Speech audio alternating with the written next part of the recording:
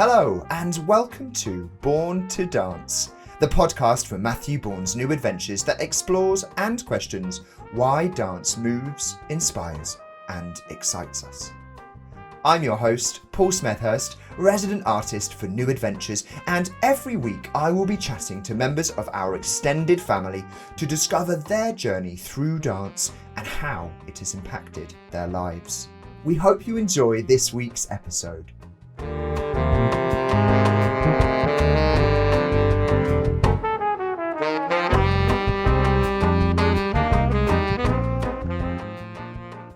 In the theatre world, the popular phrase triple threat is used to describe someone who can sing, dance and act.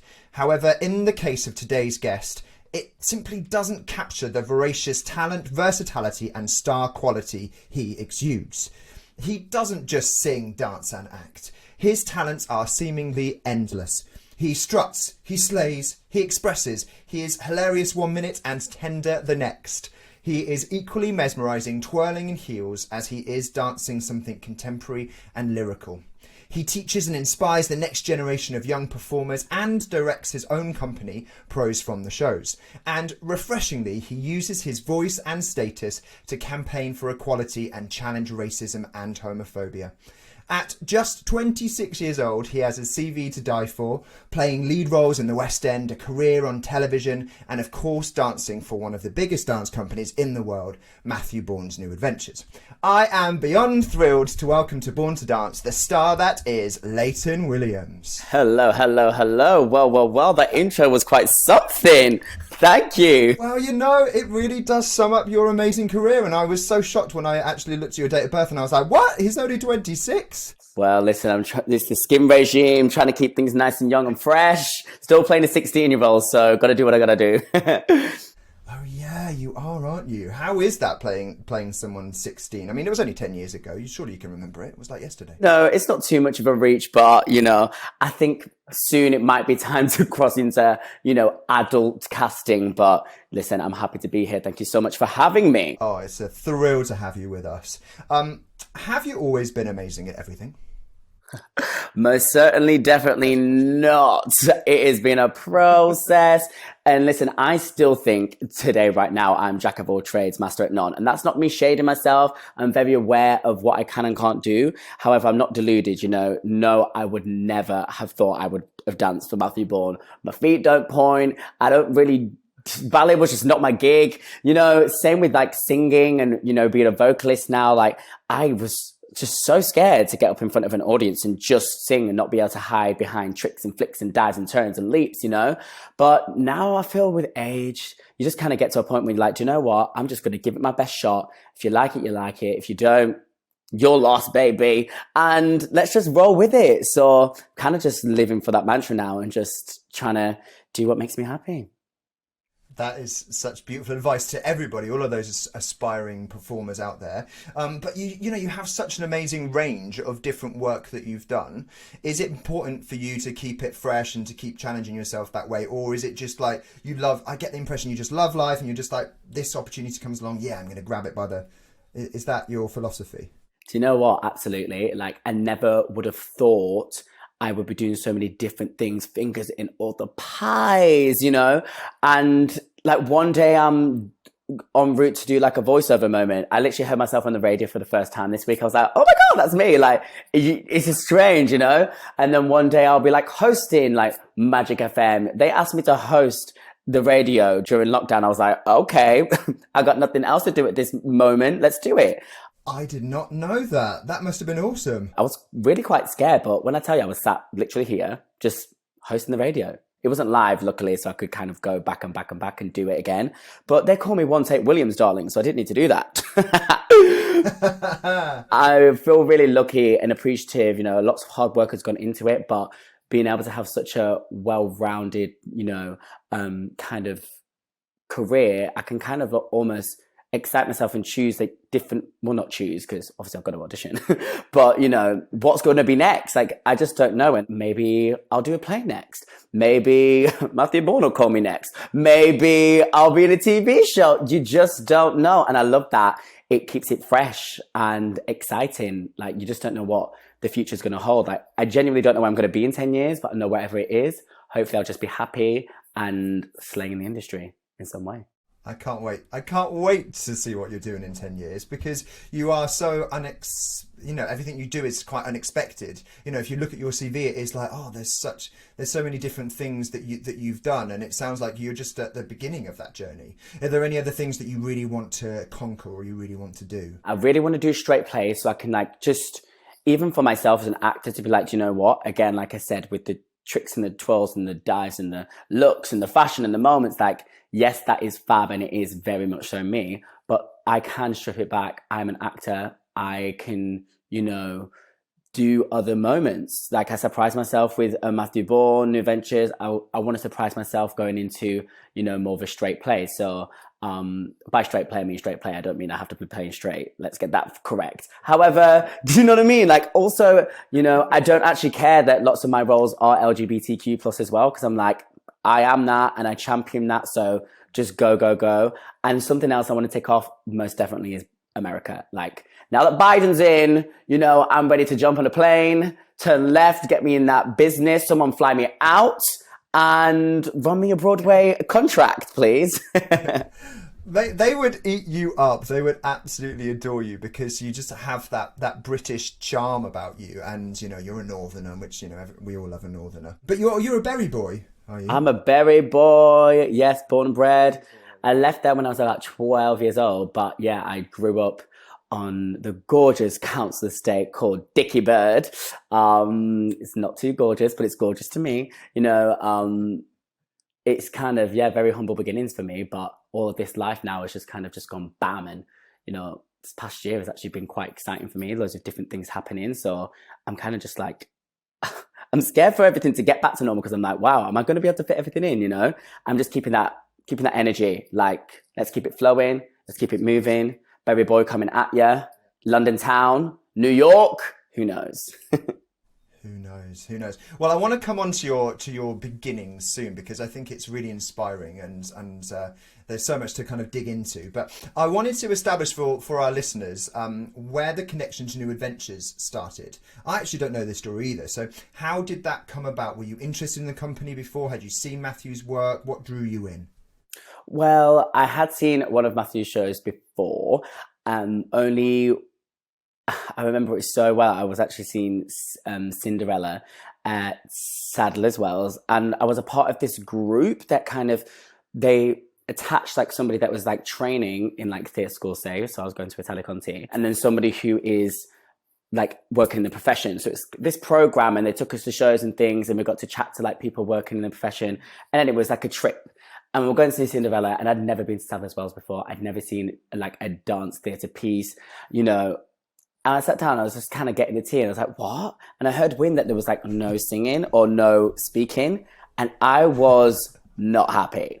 Like, I was like, what's going on here then? What am I going to be watching for the next 2.5 hours?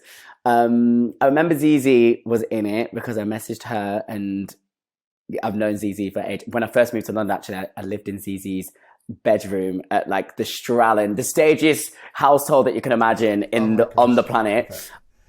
I bet you fit right in. Were you trying on their clothes and just pretending you were a sister? I actually got a job whilst I was there. I was like, it's the energy of the house, the stagey energy, like conjuring up. But yeah, so anyway, I was watching the show, and after 10 minutes, I was obviously hooked. I was like, oh my God, like I'm fully getting what's going on. I'm reading the storyline, and I just kind of was completely mesmerized, to be honest. And I say I was like in year 10 or 11 then, so I was still in high school.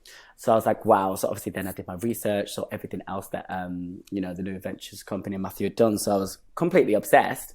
But then that was kind of like, boom. I never at that point as well would have been like, oh, I'd love to be in that. Obviously, I would have loved to be in that, but it just wasn't even something I would have considered, So one day I was in Panto, and it was Christmas time, goodness knows, 2000 and somewhere. I have to get it on Wikipedia, but no, we can't be doing that. Back in the day, and literally just got this email from an agent being like, Matthew Bourne wants to have a chat about this role in Lord of the Flies. This going on tour. It's a really fab concept with like, you know, training up the boys, doing the show, switcheroo, all of that.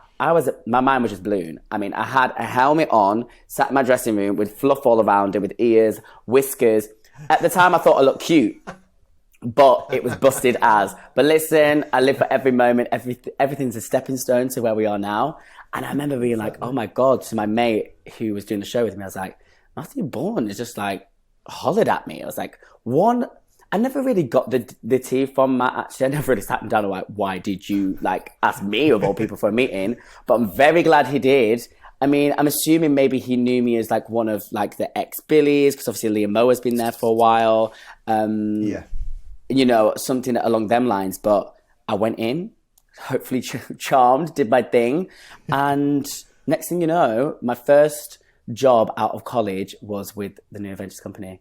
Never in a million years, I think, going to, you know, a 3-year musical theatre course, basically, and then coming out, going into like New Adventures. I was shook. But in my heart of hearts, I've always been a dancer. Like, dancing is my thing, but I never necessarily would have said contemporary or ballet. But I kind of made it work for me, you know? Do you think it's because you were sort of doubting yourself and your own abilities, or where did that kind of come from? This, like, oh, maybe that's not my world. Is it because it was associated with ballet and that can be seen as quite, you know, it's quite elitist, it's quite hard to get into, or? Yeah, it was definitely the ballet link for me, because when I did Billy Elliot, I mean, the whole point of the show, that was my first job. For those of you that don't know, sometimes I just assume everyone knows. What a podcast! Anyone could be listening. So yeah, my first job was Billy Elliot when I was 12 years old, for backstory. And they plucked me from like thousands of boys at this open audition. But the whole point of the Billy Elliot story is that he goes to the Royal Ballet School.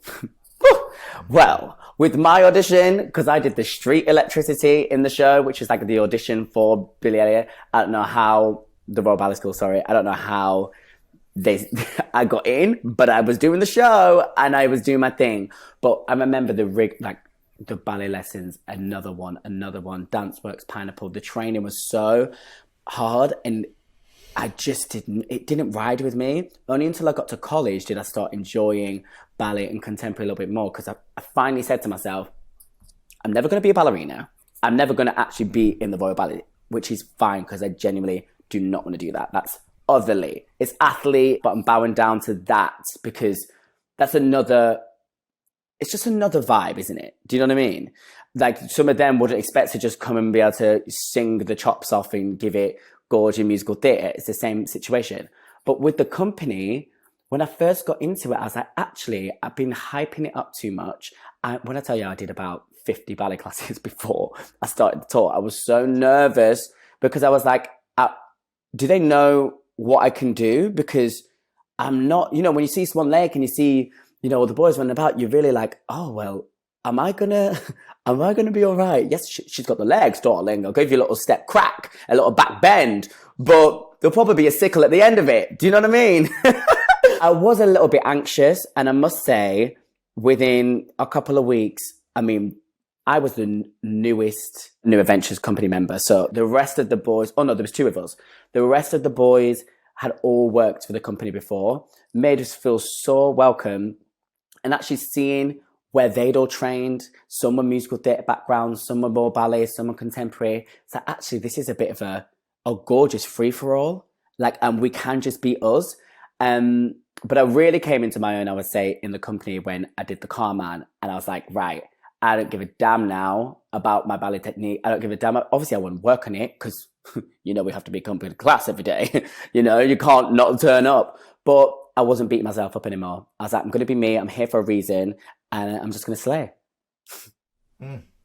I love that. And, you know, learning that as your first job out of college, I know you did things before, must have really set you up in such a good stead, because there's that sort of thing about self-acceptance and just, you know, knowing that you've been cast for a reason. Like, someone believes in you, someone sees something in you and they want you to be there. And I think that's such a thing that we can learn quicker. You know, it's easy to say, isn't it? But it's so important. And you just really emanate that's kind of self-acceptance, and that, you know, that also you being sort of vulnerable, but letting people just know who you are. I think that's what Matt saw, and I think that's why he wanted you, because at the end of the day, it is about storytelling. It is about, you know, you bringing yourself to a role. And do you feel like you got to do that through working with our company? Oh, 100%. It was probably the best experience for me to come into a company that was so like tight knit. When you go into a theatre show, you know, everyone's new, no one knows each other. But I was stepping into a family, and I very much so feel that even now, like I'm like fangirling from afar. You know, my best friend, Leah Mowat, is a part of the company. So I watch pretty much every single show and support, and still have really good relationships with lots of the cast.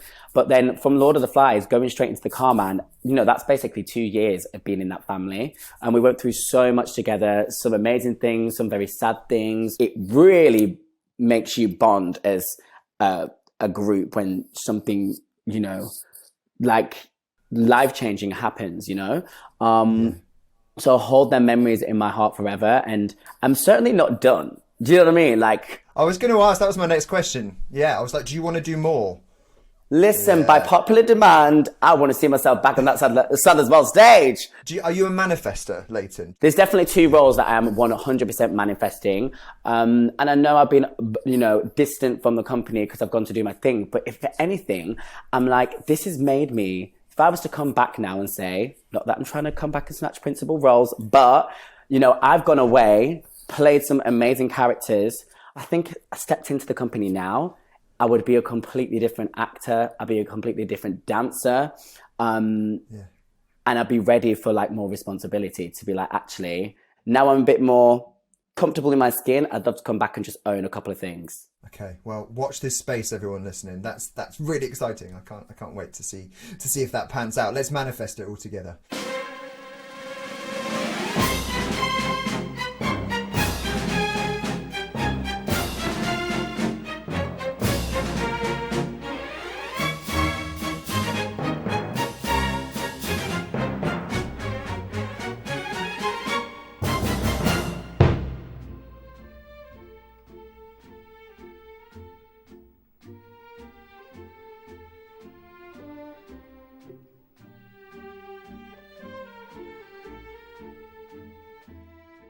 Let's look back then, because you mentioned Billy Elliot, and we ask all of our guests on the podcast what's their earliest memory of dancing. I know that you went to a place called, I've done my research, you went to Carol Godby's and you did street dance and acting. Tell us about that. Did someone send you there? Was it like a parental thing, like, oh, we think this will be really good for you? How did it all begin? It all began with me basically being jealous of my cousin doing dance classes and acting classes, and I wanted to go too. Do you know when you're a kid and you just want to do what everybody else is doing? So basically I rocked up to the classes with my cousin because he used to come round to our house every week after doing them and say, oh, I had so much fun. So I was like, jealous, I want to go. So I started doing these acting classes at Carol Godby's, who is amazing. Still in contact with her now. Actually spent most of the lockdown, like the first one, in her studio. She gave me the keys to just like be free and just like dance, which was amazing. So love her for kind of like, you know, inspiring me to kind of give it a go. It wasn't even that deep, my dancing though. Like when I tell you I was dancing to Girls Aloud, I was dancing to Working at the Car Wash. Whoa, whoa, yeah, yeah. That's a free little vocal for y'all. You're welcome. Oh, like, yeah. I was just busting it out, like having fun. It was very, you know, after school club vibe. Not talking it down. It was amazing. The acting especially. But I wasn't in any tap shoes. I wasn't in any ballet shoes. I'd not seen a pair of ballet shoes until I rocked up to Billy Elliot. And that was an open audition. Found out via Carol, and my mom were like, oh, you guys should give it a shot. And I was like, oh, like, fine, like a free day out. We'll go to Manchester, fun. Like, it's a bit of a trip from Bury. And honestly, I very nearly turned around because when I rocked up to that venue and there's just thousands of white boys, you know, now I wouldn't feel a certain type of way, but back then, as a kid, if you are the odd one out, you feel it way more and not as confident. But funnily enough, who was I? speaking to? Oh, my producer of Jamie. I saw her yesterday because we were doing some press at the theatre. And Stephen Daldry, the director, she saw him at my opening night at Jamie, and she asked, why are you here? And he said, oh, I've come to support and watch Leighton because he was one of my billies. And apparently he just saw something in me that I didn't see, that we didn't see. When they did the tap and the ballet section, they just said, if you can't do it, pretend. And that's why when I say I feel like I'm still faking it till I'm making it, I low-key am, but I love it. Do you know what I mean? If I could fake it in that audition and get the job as a, leading young boy in the West End, then the sky's the limit. You know what I mean? But I just think that I find that so inspiring because I'm of the full belief that if you have the passion and if you just have that natural quality about you, then everything else you can learn and you can figure out. But it's just that they obviously saw that spark in you, and I just love that it's such a sliding doors moment of like what your life would have been like if your parents hadn't taken you to Manchester, or if Stephen Daldry didn't see that spark in you. Do you have any clue what you would have done if that massive if I would have turned around from that audition? Do you know what? my stepdad actually got annoyed with me. I remember being like, well, we've come all the way from Bury now, you better get in there. And that's literally one of the reasons I went in, because I was like, oh, I'm getting shouted at now. It's so funny, like even when we got in there, like Jessica, the casting director, was like, portfolios. I said to my mum, what's a portfolio? Like, we were just so not in the know. I don't know where I would be, but I'm pretty sure that this career was destined for me. So yes, it may have taken a little longer, and I would have been, just roaming about on my estate playing Knock a Door Run for a little while longer.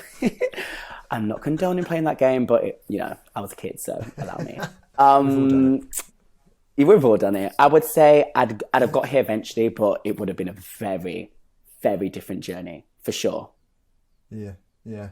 And obviously, do you think that did change your life, that opportunity?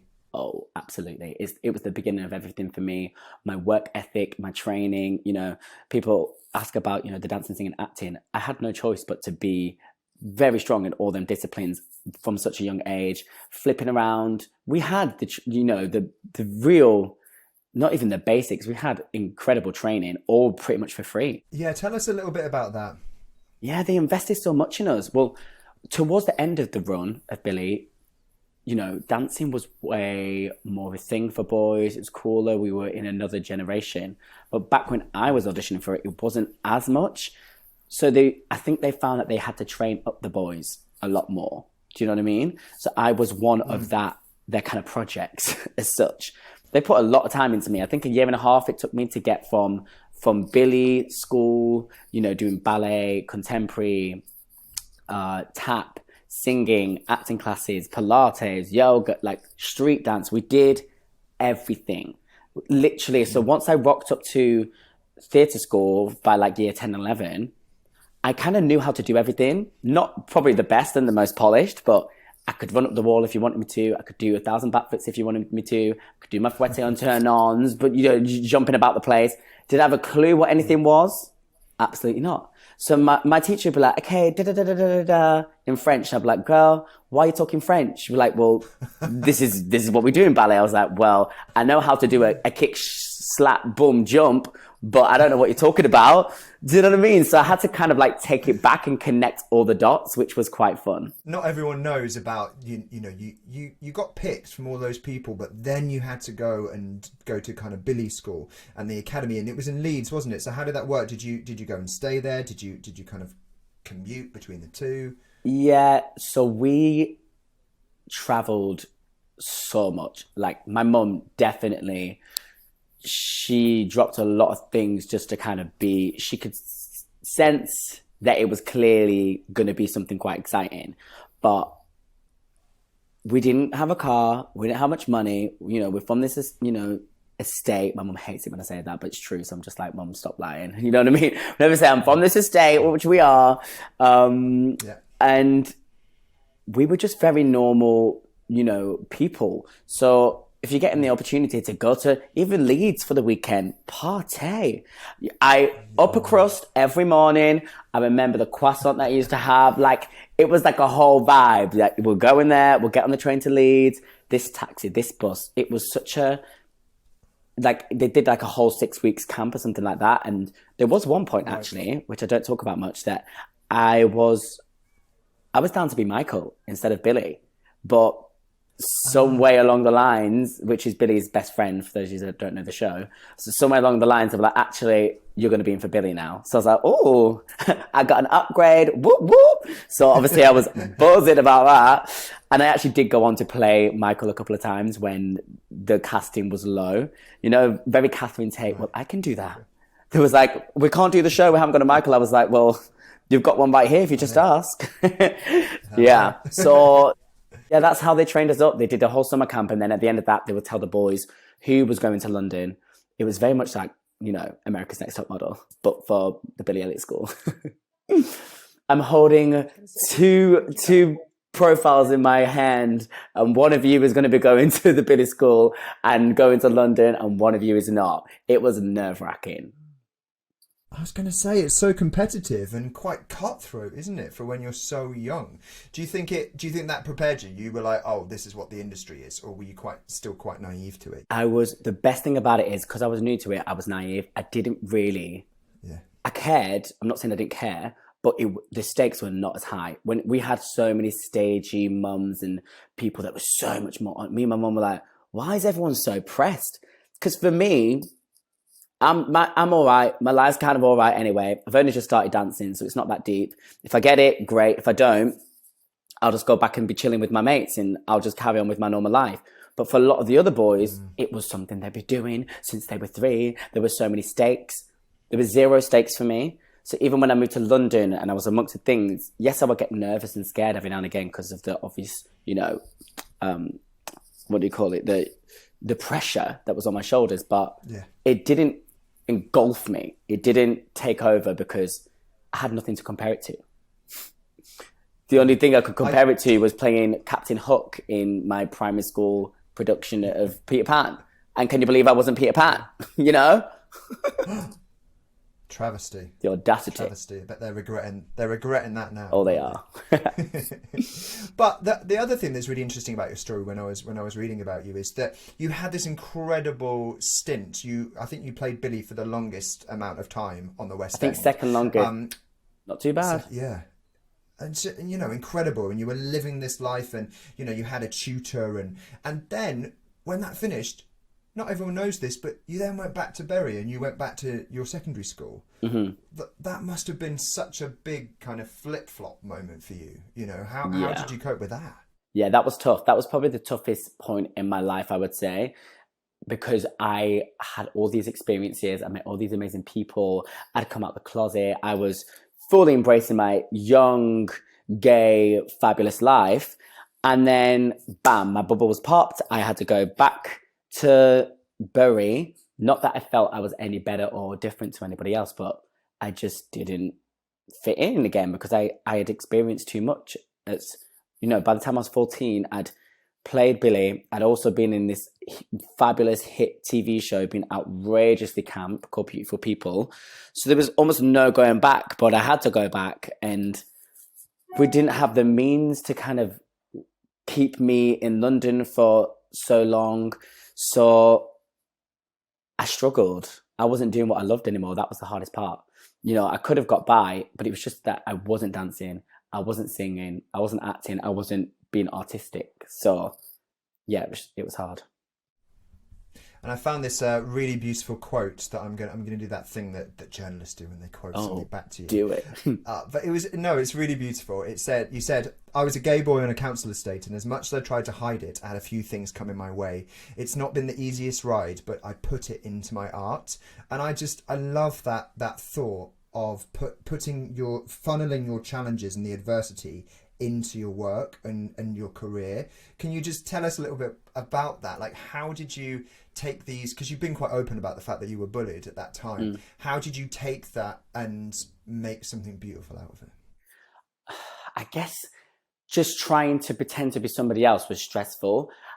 I must say, at some points, I probably got by way easier than many. But my struggle, I'm not going to compare it to anybody else's struggle. When I talked to some of the people that I actually was at school with, they were like, "What? You were going through that? You were going through this?" And like, people don't realize people's mental health, like, it doesn't necessarily show. Yes, I was at school giving the gift of the gab and class clown because that was the only way I could get by. If you're going to throw abuse at me, I'll clap you back with some comedy. Do you know what I'm saying? So. Yeah, yeah. I used that to kind of get by. But when I was at home, I was just streaming videos with Pussycat Dolls. I was looking at how to get back to London. There was one point where I knew every single drama school in the whole country, how much it cost to be there, what scholarships they had. Like, I was close to emailing any rich person I knew being like, help me. I will pay you back one day. I'm sure I'm going to be a star, but please, I need to get to London. I'm fed up. Like, I'm a depressed child, literally. My granddad really helped me with that. RIP, love him to bits. He could see that I just was not myself. And, you know, my mum obviously had the other kids to deal with. So I spent a lot of the time at my granddad's just like writing out letters, you know. And finally, Beautiful People Series 2, this TV show that I did, which is so ironic because it's all about, well, I always say two young boys, but it's actually about Simon and I'm his best friend. But I just make it about me when it's actually not. But it's about this boy called Simon and his best friend, me, Kylie. And they want to move to London to live amongst the beautiful people. And that is their dream. And it legit was my dream. I'd had it. It got taken away from me. And the second season of Beautiful People brought me back to London. And when I got there with my chaperone, who strangely has chaperoned me in every job that I'd done, even Billy Elliot, I was like, Jackie, I cannot go home. Like, this 6 weeks, 7 weeks that we've got here, I don't know who we need to speak to. I don't know who we need to badger, but I'm going to a theatre school and I'm not going to be going back. Let's do it. And whilst I was filming the second season of Beautiful People, I met a lady called Maria, and she has a wife called Val. They were in their like 50s. They were looking to take on, you know, a young person who maybe was struggling with their sexuality from like a charity or whatever. But I came along and the rest is history. 10 years. I only moved out last year. I lived with them for 10 years. It was the most beautiful, modern family. And I literally was just right place, right time, right generous people. And I owe them so much. So super thankful. That's so beautiful to hear. That there are people like that you know that really want to support and help people, and you know, you do that now with your work and with your sort of voice. I really get the impression that it's really important to you to support and nurture people. And I had a question for you that's about that actually is about sort of privilege and the arts and whether you found it from your upbringing. You know, you had these amazing opportunities. Do you think that we've still got a long way to go when it comes to sort of democratizing art and making it more accessible for all? Oh, absolutely. One thing I have been sure to try and do through my company Pros on the Shows is allow, I'm probably too generous because you can't be that business savvy if you're just giving. But, you know, half of it is business and the other half is heart for me. Yes, I want to build an empire and employ friends, family, and keep everyone booked and blessed. But I also want to keep kids inspired that, you know, like me back in the day, couldn't dance, couldn't be expressive, were depressed because they couldn't do what they loved or because they didn't have the money. So if I get a chance to say, right, I'm doing a workshop, there's 60 tickets, but 5, email my team and tell us why you can't afford the ticket, why you want the ticket, and let's do something. In my dream, like, my company will have like scholarships in almost every school, like a Slayton scholarship, I'm going to call it. And we're going to give we're going to give people a 3-year training course just for the love of it, because some people are very talented, but they just need that help to get on the ladder like I did. And hopefully one day when I'm balling and I'm a millionaire, because I can't be doing it until then because it's quite expensive, you know, then that is the dream, to be able to give back. So yeah, fingers crossed. Oh, I love that. it's all about giving it back. And also I read that you were really excited to go on tour with Jamie because there's this idea about bringing theatre to people that might not, they can't afford to go down to London and to, to spend that ticket and go to see, and I love that side of you where you're like, no, this is for everybody, and I want to make sure as many people as possible can access it. Mm-hmm. It was a big thing for me. I probably shot myself in the foot because the West End is back again, second time early, and I'm here waiting for the tour, like, come on. But I stick to what I believe and my heart at that time. Yes, I'd had that amazing experience in the West End for a whole year, but I'd had it. And yeah, I could get a little bit complacent and bored if I would have stayed longer. So new Jamie in, me on tour made sense. Not saying they all know who I am, but I've been to these venues 5 times over, Lord of Flies, Carman, Hairspray twice, Rent. I toured these places. I knew them like the back of my hand. So I was excited to go back, as Jamie and show people what it is to just be free, to live authentically and inspire these kids to just, and adults, whoever, to just be themselves, love thy neighbor and be unapologetically fierce.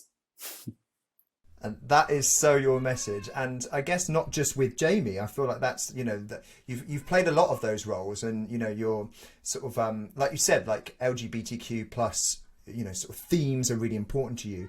Do you think it's, do you think you take those roles because it's important for representation, that you want to tell these kind of stories? What draws you to that side of things? I must say, I think the dots just connect as I go along. It's not necessarily been like, I want to play that. But yeah, playing LGBTQ plus roles has been really important to me because I am that. And I can do it very authentically. I can do it, well, better than some of the straight boys out there. No shade. So why not? And I do get asked sometimes like, oh, you're not worried you're going to be stereotyped and da-da-da-da-da-da. My nan actually said it to me once, and I didn't snap at her because obviously I'm very respectful to my nan. I said, Nan, listen, would you ever say that to Brad Pitt? Would you say that to Zac Efron? Would you say that to any straight actor? So why are you coming to me as a gay man just because I'm playing the roles that I'm right for? Why are you worried? I ain't worried. They're running me checks. I'm happy. I'm thriving. I'm serving. It's fab. I couldn't think of anything more fabulous to whack on a cheeky heel and strut on the stage to thousands of people every night. So I'm not pressed. Nobody else needs to be pressed. And hopefully, me just being me and playing these roles will just continue because I'm past the point now. I don't care. You can typecast me for life. As long as I stay booked, there's enough roles out there, I'll do them. I love it. You've got to pay your bills, haven't you, at the end of the day? Layton, I want to bring it back a little bit to dance, which obviously this podcast is all about sort of celebrating that joy of dance. And I wondered, you talked about Cinderella obviously being a really impactful piece of dance. Are there any other dance that you'd seen? I mean, did you see anything when you were younger that really inspired you? I'm just curious if there's any other dance that's really just made you go, oh my gosh, yes, that's my jam. When I was at school and college, I remember being very obsessed with Alvin Ailey for a while. I was just so in awe. They were black dancers looking like me and being incredible. I'd never seen that before, so that was definitely eye-opening. And I went through a stage of like trying to find courses in New York, and I was so determined to try. And then I was like, okay, whoa, let's get yourself to London first. New York is going to be a bit of a reach. Do you know what I'm saying? But you never know. I remember being obsessed with them for a while, but honestly, I'm not just saying it because we're on a New Adventures podcast. Matthew Bourne was the first show that I'd seen with my own eyes live. I was in the industry, so when you're in the industry from such a young age, you don't find yourself seen as much. You're kind of just doing it, Billy onto Thriller, onto different sets and stuff. So I was always in it. So I didn't see anything until, New Adventures opened my eyes to that world. And then, bam, I was in it. And I've seen every show since. So truthfully, Cinderella was the turning point, me knowing I didn't know that was a thing. I didn't know people just went and danced, which is quite silly of me, really. I should have known that. I knew there was ballet, like on your tiptoes, point shoes ballet, but I didn't know there was like, dance theatre, should we call it? Yes. And tell us a little bit about what feeling you get from when you're dancing on stage. What does dancing give you? What's that feeling? It is very different for me depending on what I'm doing. So me strutting in a heel and giving you a leg and a flip and a twirl, fab, love it. It's very audience pleaser. It's very gag worthy. It's very that. It's very different to me, my solo in Lord of the Flies, for example, really in tune with character, driving story, and, in a piece. It's very different. I love just rocking up to a venue, move it, etc., and just like stunting and doing a performance. But I do miss just being in the zone, dancing in a different way. I'd say more contemporary lyrical. I did a concept video on the Apollo stage a few weeks back, months back now, and I just turned to the choreographer and said, "Oh, it's so nice to dance again." He's like, "What do you mean you've been dancing?" And I was like, "Well, yeah, I dance. I strut about and I do a bit of this, do a bit of that, but dancing, like turning and really just, oh my God, I nearly said electricity then. How embarrassing is that?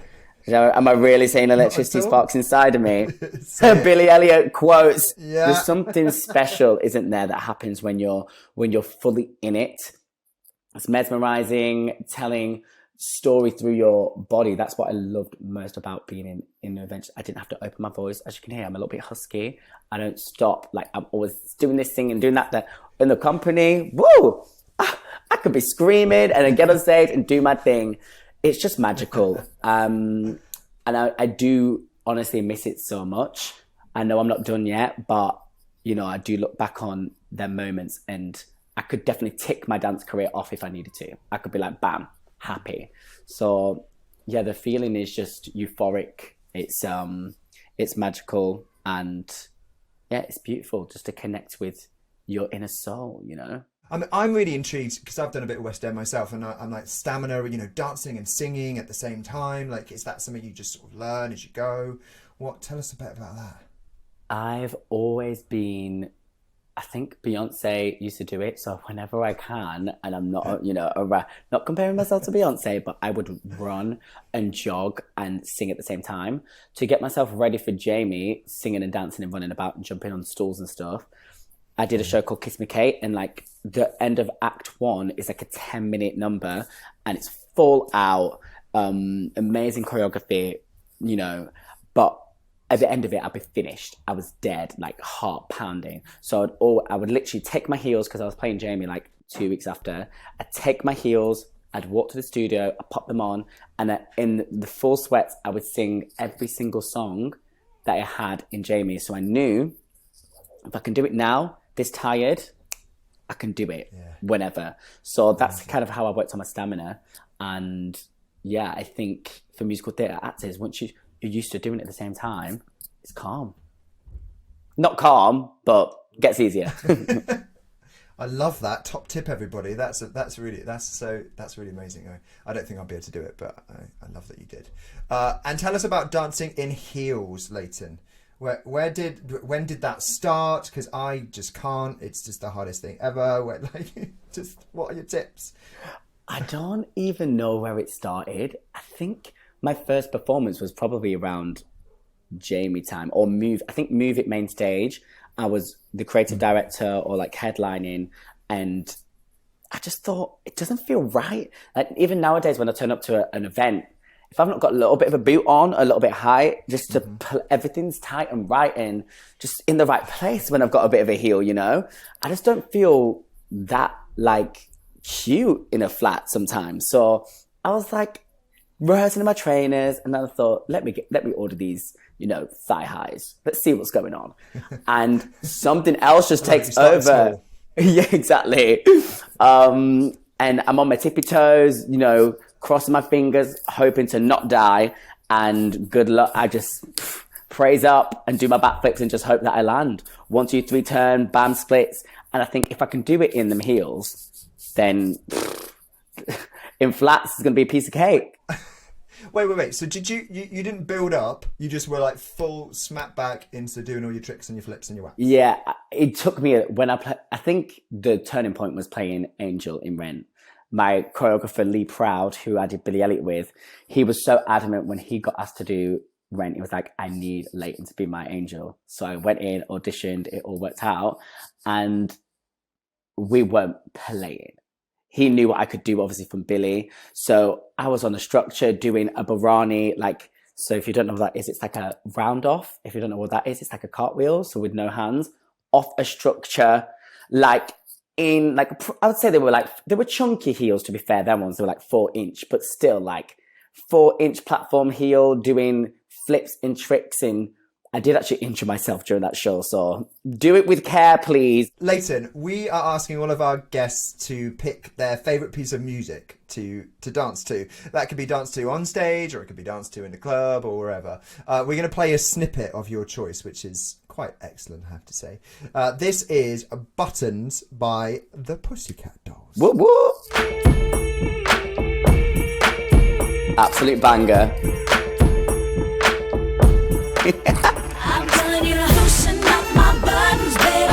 I'm actually doing the choreography now, you can't see though.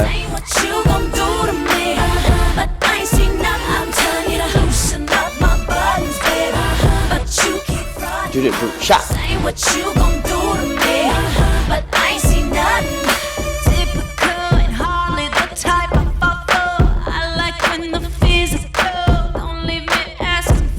Absolute tune, I'm sorry.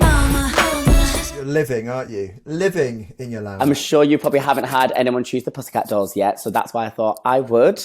You know, I'm sure you get something real deep, something real musical, and I chose the Pussycat Dolls. You know what? We've had some very eclectic choices from people that you'll have to listen. They will surprise you. But that is such a tune, and I got the pleasure of seeing you just, you know, kind of grooving a little bit there.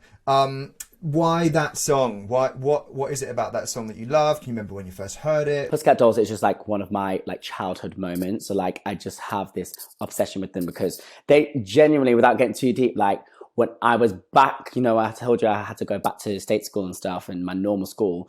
Pussycat, like I remember the new videos coming out, and that was like my connection to my friends in London. Like, oh my God, my best friend Jordan, we're like, you know, attached to the hip, but I had to leave him, so I've been ringing like, oh my God, have you seen the new Pussycat Doll videos? So it's very that, but it's the first concert that I ever saw as a kid as well, so you never forget your first concert, do you? So my mom and my stepmom took me, which is the cutest thing ever, for my birthday, and I remember them coming through the tunnel, and Buttons started playing. It was the first song, and I just started bawling. I was just like, oh my God, it's the Dolls. And of course, I had tickets to see them for the 10-year anniversary last year, and but fingers crossed, I'll be there. I literally booked 3 venues. I was like on tour with them. I'm obsessed. Pussycat Dolls. Have you ever met Nicole? I can imagine you and Nicole would just be like besties. Do you know what? I haven't met Nicole. I was sat next to her in a restaurant, but I'm not saying that I'm Nicole's status, but like I know what it's like to be pestered when you're out and about. So I just really didn't want to be. I want to meet her in a fab way, like dancing with her or like doing a moment with her. So I just let her be, but I was fangirling majorly. She did send me a video via my friend Jack Whitehall once to cheer me up, but I've not actually physically properly met her yet. So yet manifesting. And what is it? Is it because they're amazing dancers? Like, is that the draw for you? Because they're so fierce and they do it all and there's a spectacle. What is it that you know resonates with you? Yeah, it's the choreo for me. Sorry. They are the baddest, i.e. greatest when it comes to slaying choreo as a girl group. Yes, I know a lot of them do not have their share of the vocal, but we've been through that and we have to get over that because we know Nicole is the vocalist, okay? Listen, you should stop me because I could talk about Pussycat Dolls for another hour. Okay. It's not going to be healthy for the podcast. But yeah, I love them and they slay. And yeah, I'll see y'all soon, PCD, on concert. And you love to go out, don't you? It's a silly question. Yeah, I love myself a party. Me and Liam, popping it in the... When we used to be able to go to the club, we used to have some good times. I bet. I can imagine. And how do you find that balance then? Because obviously, you know, the shows are full on and you're touring and then you're going and letting your hair down and doing your thing. Like, how do you kind of balance that out? I've gotten way better now. Obviously, you have to live and learn, and sometimes in the worst kind of ways. And now I just value the kind of work over, you know, there's always going to be, well, hopefully, a time to have a good time with your mates, you know? When everything's back open, you know, the clubs will be there, they'll be back again, but that experience and that audience won't necessarily be. So if I get mash up and the next day try and dance or sing terribly for an audience, it just doesn't fit right in my soul. Leighton, we need to start to wrap up, sadly, our conversation. But we are asking all of our guests, if you could turn any story, film or book into a Matthew Bourne production, what would you pick? Oh my goodness. Oh, actually, I have it. I would love Matthew Bourne to explore the Stonewall Uprising, highlighting Marsha P. Johnson and Sylvia Rivera's struggle in the, you know, LGBTQ plus like uprising, you know, the beginning of Pride, basically. I think that would be quite sensational. Oh, yes. And there would definitely be a part in there for you. And the costumes would be amazing and the choreography. I want to cut. I want to cut. I want to be associate producer.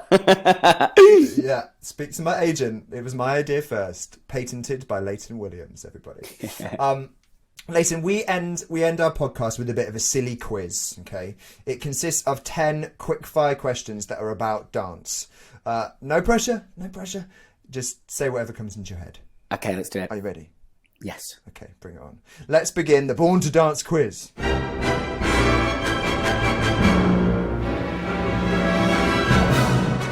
Question number 1. Whilst Matthew Bourne has run a dance company since 1987, the name New Adventures wasn't the original name. What was it called before? Adventures in Motion Picture. Woo! There are 9 more. Be ready.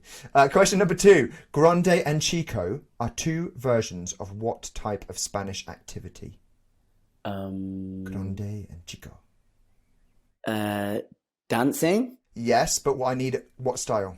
Spanish. Like Latino dancing? Like what am I doing? Salsa. Close, no cigar. It was flamenco dancing, which I think is what you were doing with your arms, but I needed the words. I feel like you should have given me that. Question number 3. The patron saint of dancers and actors is who? Oh my God, I don't have a clue. Darcy Bussell.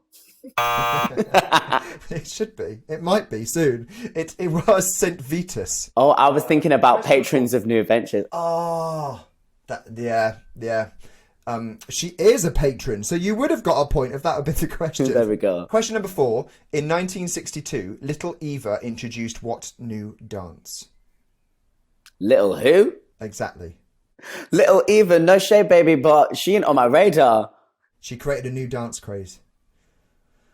Not the cha-cha slide. I'm doing this as a lol now. It was the locomotion. Oh, okay, cute. Question number 5. Matthew Bourne has created productions to the ballet scores of Tchaikovsky and Prokofiev. But which of the 2 composed more ballets in their lifetime? Prokofiev or Tchaikovsky? I'm going to say Tchaikovsky because I think I know his name more. Oh, no. He is probably more well known. Yeah. But Prokofiev has done 8. I'm going to stay with the Russian theme. The Bolshoi Ballet is one of the most well-known ballet companies in the world. What do you think the word Bolshoi means? Is it big? Yes! Come on! Fabulous. Look at you with your ballet knowledge. Question 7. What are Hamilton House and Petronella? Hamilton House and Petronella. Oh, is that kind of food? I think people forget that this is a quiz about dance, and so we... Oh, hummus and dip. I'm going to say it's a dip, a sauce. Oh, I wish it was. It's slightly boring now. It's Scottish country dances. Oh, shame. What was the name of the beguiling gypsy dancer in The Hunchback of Notre Dame? Oh, I only know I Quasi. reckon you're a Disney fan. I only know Quasimodo because I tell my when I'm teaching, I tell my dancers not to have Hunchback of Notre Dame's like. So yeah, I don't know. I'm gonna say Katrina. It was Esmeralda. Question number 9. Which 20th century ballerina was later edible? Later edible. So we are talking about food now. Yeah, we are. Yeah. See, you're trying to tell me it's all one topic, but you're lying. You're trying to play with my head. I'll give you a clue. Her name is now something you can eat. It's a dessert. Oh, Yeah, it's coming. I'm just going to take a guess and say Madame Kit Kat. It was pavlova. I wouldn't have got that. That's bad. We're there. We're at the end. Okay, I'm going to get this Question number one. 10. According to folklore, which hypnotic dance can cure a spider's bite? No, what's hypnotic then? I'm going to say Lindy Hop. When you do the Lindy Hop, it is hypnotic. I'm sure it's hypnotic. I thought I would just, humbly get these answers wrong, but make you laugh because I don't have a clue. My common knowledge is whack, and this isn't even common. This is dance. Listen, it's just a bit of fun, just to kind of finish off our podcast. Yeah, and thank you for being such a good sport. We are actually saying it's just a bit of fun. We are actually doing a competition leaderboard, because Oh no, I'm going to be right at the bottom. Did I only get 2 right? I think you should give me the third one with the salsa. Do you know what? I You was were doing the flamenco, wasn't I? Through the medium of dance theatre, you were telling me the answer. Yay! Thank You you. got 3 out of 10. Get in. 4th place. That's good. But how many people have done the podcast? 4. Oh, well, I will happily take last place to, some fabulous people. It's been a blast. Oh, Leighton Williams, thank you so much for joining us on Born to Dance. I had such a ball and I loved talking to you, and you're such an inspiration. Thank you. Pleasure. Thank you so much for having me. Love to everybody who supports New Adventures and dance, and I can't wait to hopefully be back one day. Lots of love.